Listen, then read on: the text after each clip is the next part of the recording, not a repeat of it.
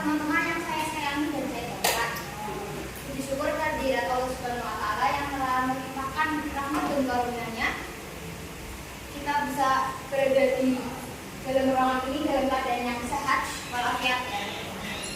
Sebelumnya perkenalkan, nama saya Najwa Salsabila sebagai moderator dari kelompok 2 dan ini teman saya. Perkenalkan, nama saya Sumber Zano. Di sini saya berlaku sebagai pemateri 1. Perkenalkan, nama saya Kanila Juliana. Perkenalkan, nama saya Benola Pietro. Perkenalkan, nama saya Shalom Dewi. Perkenalkan, nama saya Modi Cedera.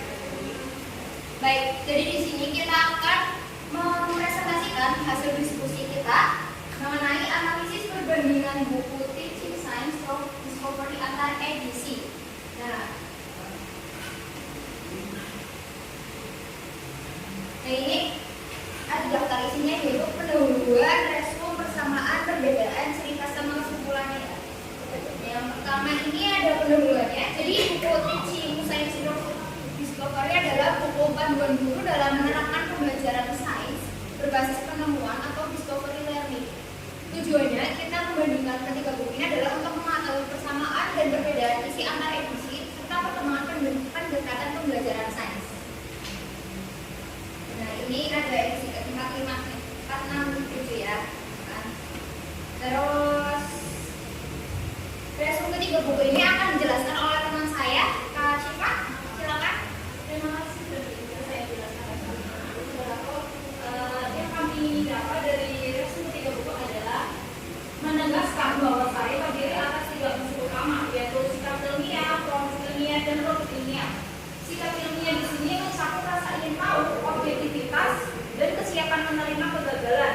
Sedangkan proses ilmiah meliputi pengamatan, eksperimen, analisis data, dan kesimpulan. Dan terakhir, produk ilmiah berupa konsep, prinsip, dan teori yang telah dibentuk. Dalam konteks pendidikan, ketiga buku menekankan pentingnya pendekatan pembelajaran yang aktif dan berbasis inquiry, di mana siswa tidak hanya mempelajari hasil ilmiah, tetapi juga mengalami secara langsung proses berpikir dan bekerja layaknya seorang ilmuwan. Dengan demikian, pendidikan adalah membangun pengetahuan, mengembangkan keterampilan ilmiah, serta menumbuhkan sikap positif terhadap sains dan teknologi. Nah itu jadi resume ketiga buku ya teman-teman. Barangkali ada yang mau ditanyakan nanti ya terakhir ya. Nah selanjutnya ini ada pelaksanaan ketiga buku. Ini dibagi 5. Nah yang nanti akan dijelaskan oleh Mas Abid. Mas Abid silakan. Yang pertama ada konsep utama sains. Ketiga ini menunjukkan bahwa sains mencakup 3 komponen utama, yaitu sikap ilmiah, proses ilmiah, dan produk ilmiah. Yang kedua ada unsur-unsur utama sains. Ketiga teks menekankan pentingnya rasa ingin tahu, keterbukaan terhadap data baru, dan objektivitas dan sikap kritis dalam penelitian ilmiah. Selanjutnya akan disampaikan oleh Pak.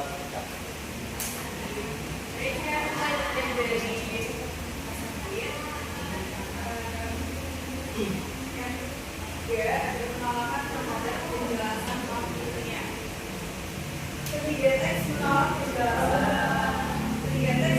penjelasan antropomorfis atau memanusiakan benda dan teleologis atau berdasarkan tujuan akhir serta menegaskan pentingnya penjelasan sebab akibat berdasarkan bukti ilmiah.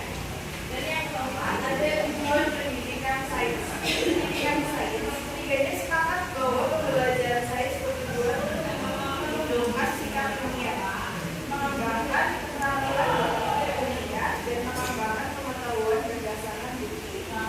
Dan yang kelima ada peran guru dan siswa. Ketiganya menegaskan bahwa guru berperan sebagai pembimbing yang mengharapkan siswa agar aktif, kritis, dan melek sains. Baik, selanjutnya itu ada perbedaan dari ketiga buku. Terus ini ada 5 poin. Yang pertama fokus utama, yang kedua tujuan utama, yang ketiga penekanan pada pembelajaran, yang keempat sikap ilmiah yang disorot, yang terakhir ada tujuan akhir pembelajaran sains. Yang akan dijelaskan lebih lanjut sama Kak Lila. Jadi perbedaan 3 buku. Yang pertama kan adalah poin fokus utama. Nah pada buku pertama menyoroti ketidakseimbangan pembelajaran sains di SD atau sekolah dasar yang lebih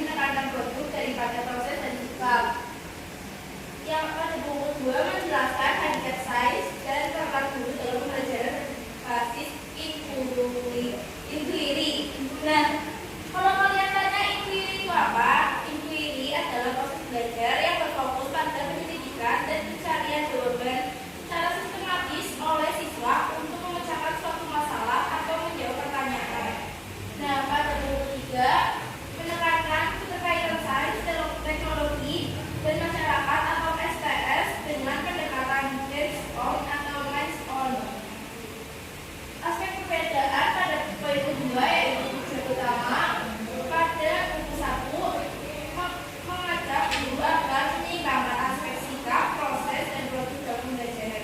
Pada buku perbedaan pada poin kedua yaitu tujuan utama. Pada buku 1 menjelaskan mengajak guru agar mengajak guru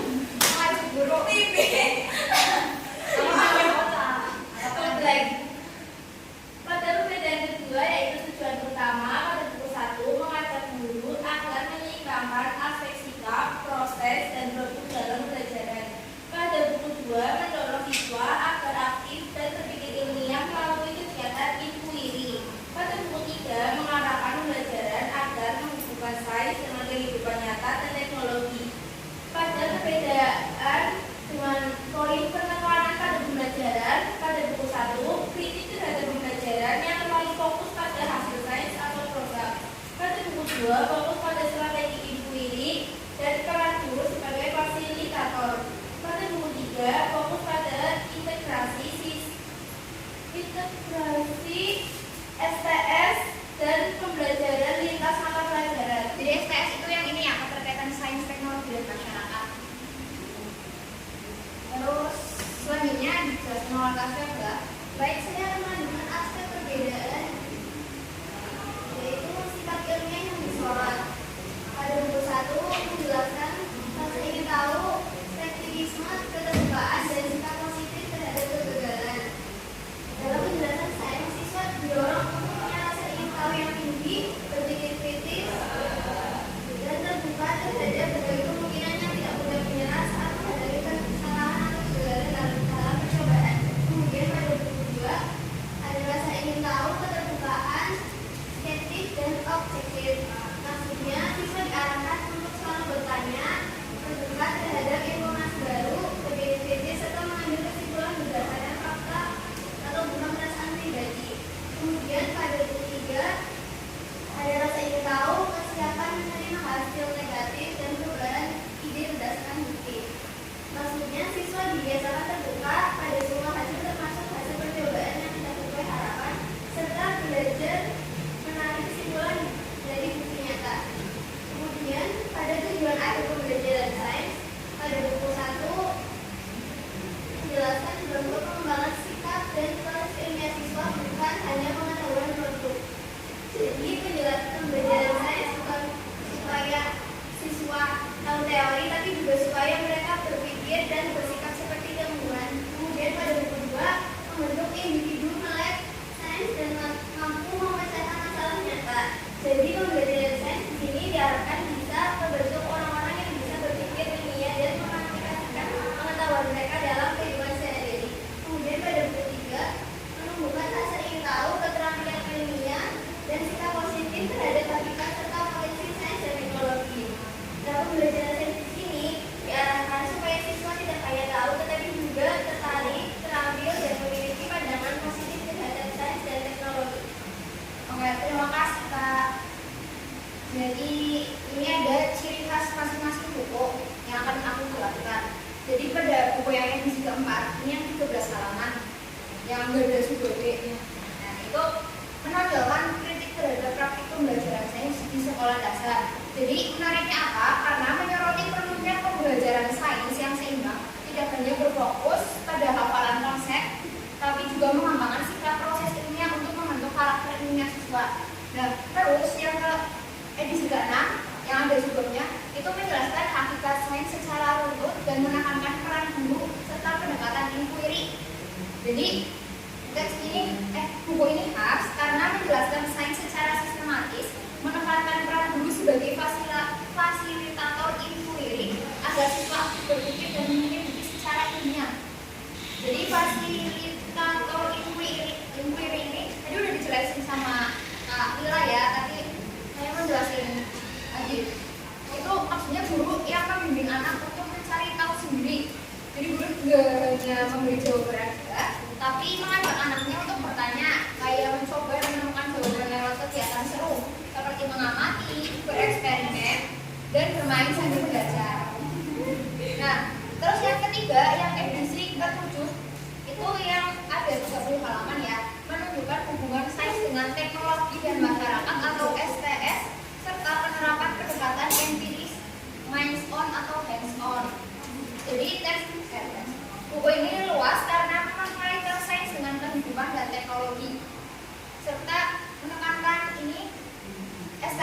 hands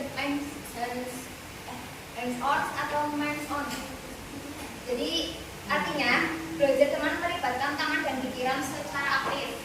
Hands on itu siswa belajar lewat praktek langsung, misalnya melakukan percobaan, mengamati atau membuat sesuatu gitu. Terus kalau misalnya yang hands on itu menggunakan pikirannya, seperti menanyakan mengapa bisa begitu, menebak hasil percobaan dan menjelaskan apa yang terjadi. Jadi siswa tidak hanya mendengar atau menghafalnya aja, tapi benar-benar mengalami dan memahami apa yang mereka pelajari. Kayak gitu. Terus kesimpulan ya teman-teman. Habis kesimpulan nanti pertanyaan tapi nggak usah ya. Jadi kesimpulannya ini apa ya? Sains adalah aktivitas intelektual manusia yang memahami atau memprediksi semesta yang beragam melalui observasi, eksperimen, serta prosedur empiris yang menghasilkan pengetahuan dinamis yang terintegrasi dengan bukti nyata meskipun bergantung pada persepsi subjektif. Nah, terus barangkali ada yang mau tanya, ini ada sesi tanya jawab. Mau tanya?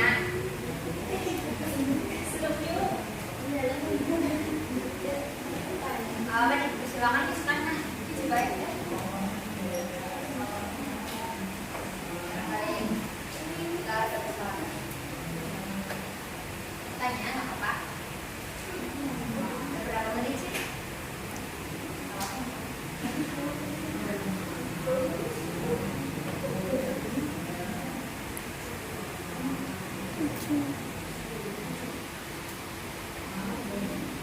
Beneran ada yang mau tanya?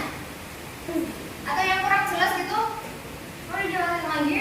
Nah, dia mau tanya enggak, kita kayaknya udah siap banget ya dari tadi kita memperhatikan dengan baik dan seksama.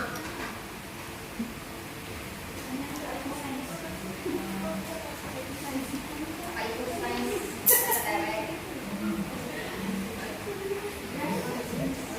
Jadi ini udah dapat pertanyaan ya teman-teman.